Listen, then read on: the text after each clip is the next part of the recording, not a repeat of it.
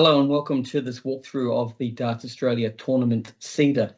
It's an application you can access at seed.dartsaustralia.com, either from a mobile device or from a desktop computer.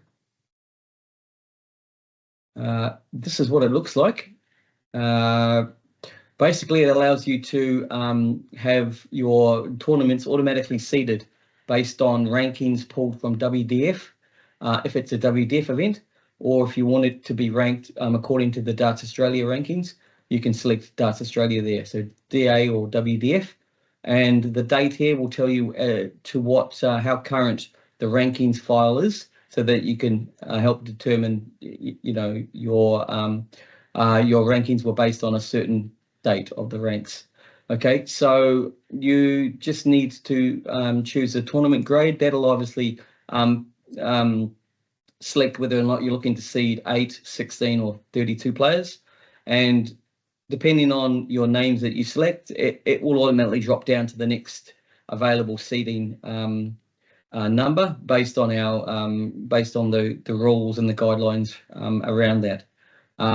It also takes care of assigning buys to your groups. You can choose how many groups you are trying to aim for, and the application will try to get as close to it as possible. If it can't, then it will drop it down, of course.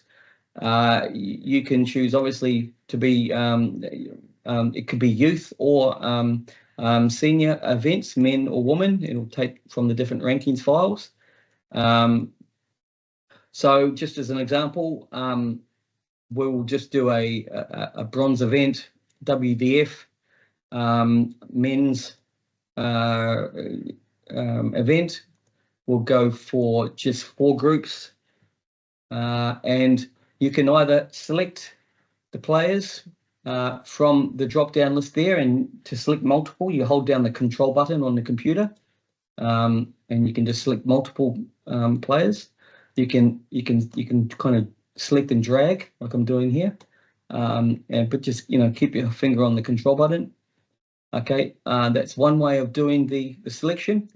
The other way is simply from a spreadsheet, or if you've got a list of all the players that are in the tournament or the event, first name, last name, one name per line. You can paste in a series of. Just got a good example here. They'll just paste in some random names.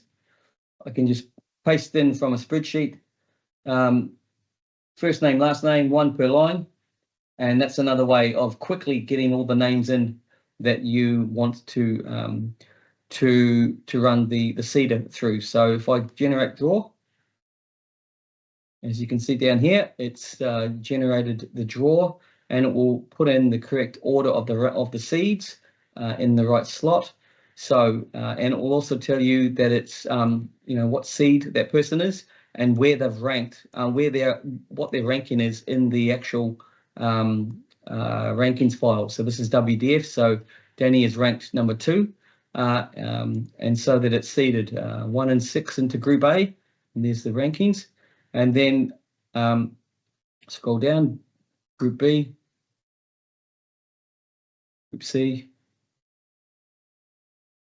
Group D. So that's ranked it based on the WDF rankings. It's got the correct ranking numbers in the right groups. So let's just try another one. Let's just take out a lot of these names and just try to rank based on what I'd put up previously. So what this now is giving me is an error that you all need to be aware of. So it says seeds with identical points have been identified. The tournament controller must now manually determine which player has the highest individual scoring points box and award the highest seed to them. So that's when basically you'll find any names in red. Brad, rank 643 in WDF, and also Billy is ranked 643 in WDF. So you would need to go onto the WDF website, have a look at their drill down into these two people's profiles, and actually see which ones ranked higher based on their points box. Who's got the highest event ranking, per event ranking. If you don't know how to do that, please let me know. But that's just one thing to be aware of. You'll notice that it will also assign buys in the correct order. So it will assign a buy in order of ranking of the seeding. So Group A needed a buy, so it's assigned a buy. Group B has been assigned a buy because it's got C2 in it. C3's got Group C's got C3, so it gives it a buy. And then Group D didn't need a buy. What that does is that makes sure that every group has the same amount of players in the group. So that's across the board that it does that. So let me change that now to a silver event and make it 8 groups. Okay, same warning because it's the same players, but it couldn't find 16 seeds for silver with the names that I selected. So it drops it down to the next available, which is obviously 8 seeds. So it's only picked out 8 seeds here, but it's spread the tournament across the 8 groups. Okay, so that's how it works. Again, I can just if you wanted to rank a Darts Australia event, rank an event with Darts Australia rankings, you could just simply paste in those names again and go generate. Okay, and what did we select? 8 groups, and was it a silver? Yeah, so should be seeding 16 now, which it looks like it is. So there should be 8 groups, seeding 16 players, and these are the rankings from Darts Australia's rankings and not WDF. And of course, it randomizes the other players into the groups, and then assigns the buys where required. Okay, so that should take the time and effort out of going through and seeding your events. That also helps randomize it. It also makes sure it's in line with all the guidelines and rules of WDF and Darts Australia. It puts the seeds in the right order and the right spots so that you don't have to. So that's it in a nutshell. It's available at seed.dartsaustralia.com.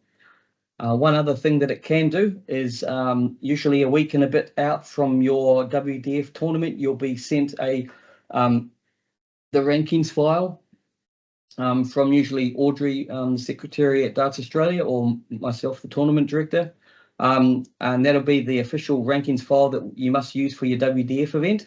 You can simply upload that file into the application and then click on generate draw, and it will actually immediately rank your tournament based on those rankings, and therefore it's the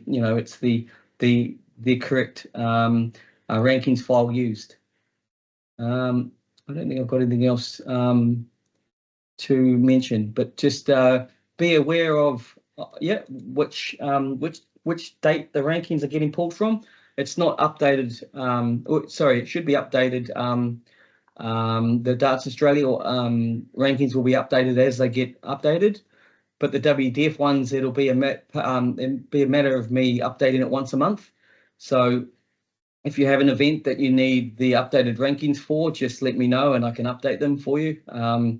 But this should hopefully, and the whole idea here was to take the time and effort from the tournament directors out of trying to go through and seed tournaments and have to get and then having the dependency on having to get your seeding validated and checked by the tournament director, which I felt was maybe a little bit, we could use our time a little bit better.